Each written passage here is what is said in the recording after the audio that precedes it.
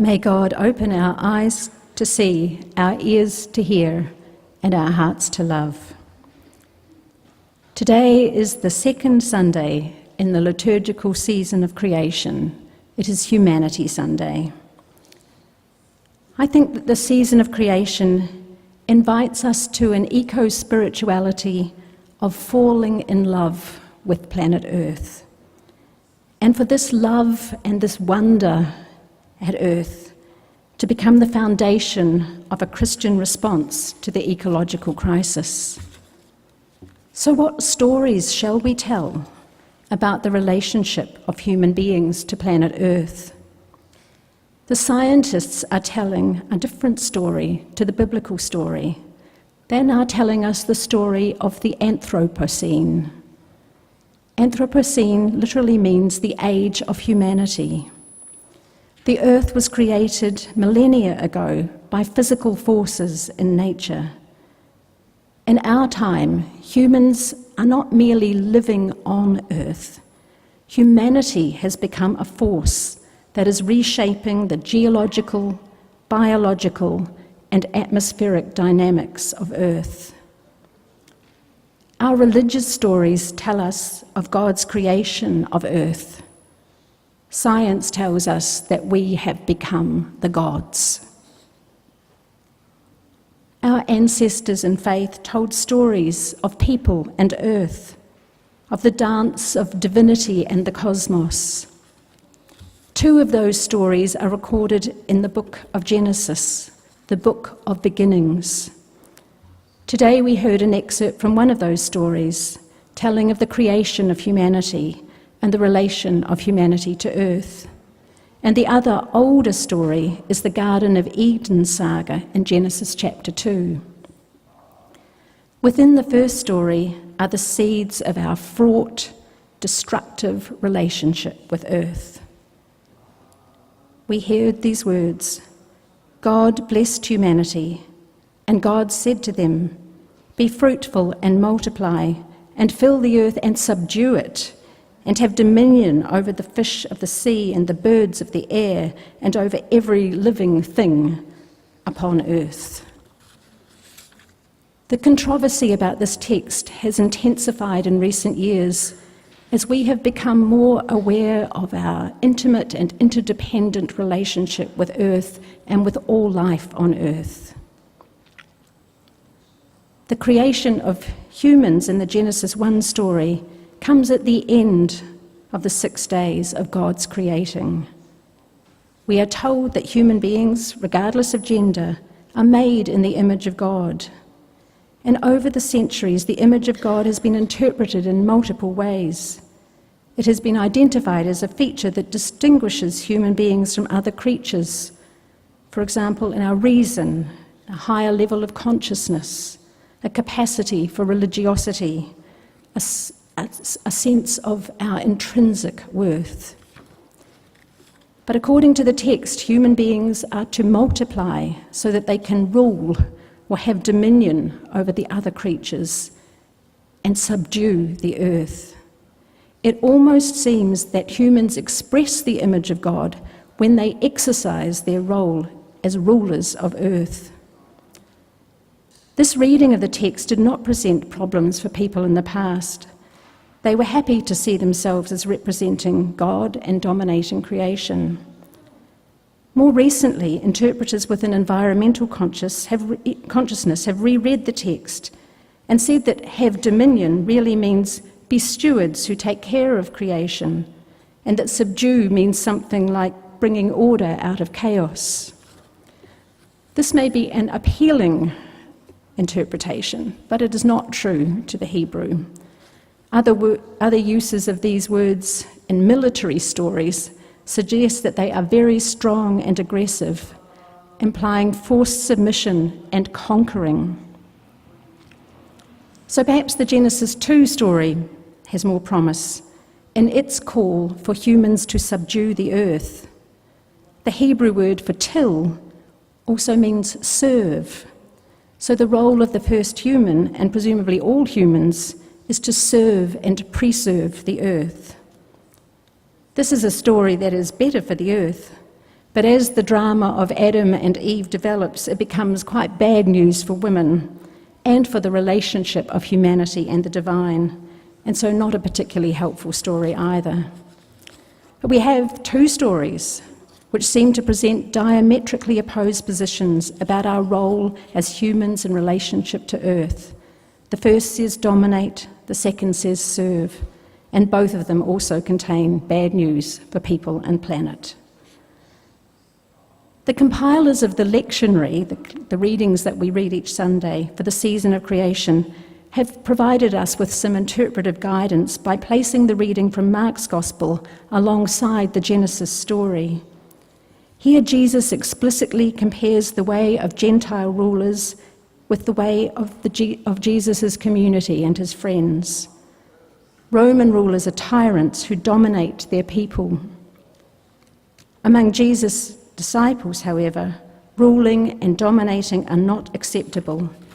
Instead, Jesus' disciples are to become servants who are willing to serve others. As the human one, Jesus came not to be served, but to serve, to live fully for others, not to dominate or coerce. The message of the gospel reflected in Jesus' words guides us and invites us to mutuality and justice, to be a friend of earth as a disciple of the way of Jesus. Jesus wasn't a biblical conservative, but he wasn't really a biblical liberal either. He expected something important from the scriptures. He expected to be challenged and surprised by God. And he also expected that when you are challenged and surprised by God, some of the details enshrined in the sacred texts will be revealed for what they are, concessions to human hardness of heart and the will to dominate. And because they are these things, we can let them go. But deciding what to discard is scary, a scary question for many people. But I think that when the Bible seems to confirm our hardness of heart, we can reject it just the way that Jesus did. But when the Bible breaks open our world and makes it bigger and more loving, it is achieving its true goal, and we can embrace it. The ancient stories illuminate our path on earth, but we must also explore new stories. And now we need to pay attention to the story of the Anthropocene. In recent years, we've heard much about the negative effects of human activity on earth, and we need to take these seriously and to allow this knowledge, especially about the impact of human activity on climate, to disturb and challenge us, but not to paralyze us. This week I found a website called Good Anthropocenes. The project's founders aim to counterbalance the current dystopian visions of the future, which they believe are actually inhibiting our ability to move towards a more positive future for the earth and for humanity. So they are gathering good earth stories, which they call seeds of good Anthropocenes, positive visions of futures that are socially and ecologically desirable, just and sustainable. They expect that any good Anthropocene that emerges in the future will be radically different from the world as people know it today. But they also believe that these futures will be composed of many elements already in existence, which they are calling the seeds, which could combine in unique and surprising ways to create a future that is at present almost unimaginable. And our service today opened with reference to 4 seeds of the good Anthropocene. In Medellin, Colombia, the installation of aerial cable cars allowed poor people who lived in rugged hilltop areas of the city to connect with the public transportation system. It connected rich and poor neighbourhoods and dramatically reduced crime, as well as reducing carbon emissions. And despite the failure of the Australian federal government to address climate change, 13 of Melbourne's largest institutions, including the city government, the university and corporations, have signed an agreement to purchase their energy from new large-scale renewable energy projects, ensuring a long-term market for renewables that encourages their development. Predator-Free New Zealand 2050 is a government plan to eliminate all invasive vertebrate predators, including rats, your brush-tailed possums and stoats, in order to protect New Zealand's rare endemic species. New Zealand has the highest rate of threatened species in the world, so scientists are working to develop new predator control technologies to work with Māori goals for environmental management and restoration, and casting a new vision of the relationship between people and nature for urban and rural citizens of Aotearoa, New Zealand. And I found the final good seed that I showed, not on the website, but in my own neighbourhood. The Central Park 1 project is more than a vertical garden.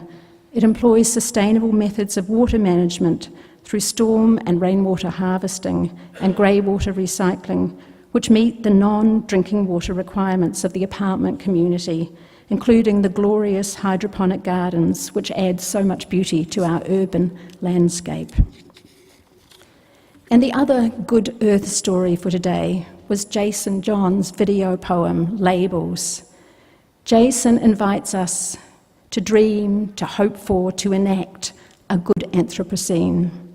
In the face of denial on the one hand and dystopian predictions on the other, we can articulate a faith-based, hope-based response to life on earth, a way of living compassionately in accord with social and ecological justice. As Jason reminded us, amazing transformations that were at one time impossible dreams have come to reality. Hope for the future, faith in the future, a core to our living in the season of creation. So this season of creation, may we fall in love with planet Earth and enact seeds of the good Anthropocene every day of our lives. Amen.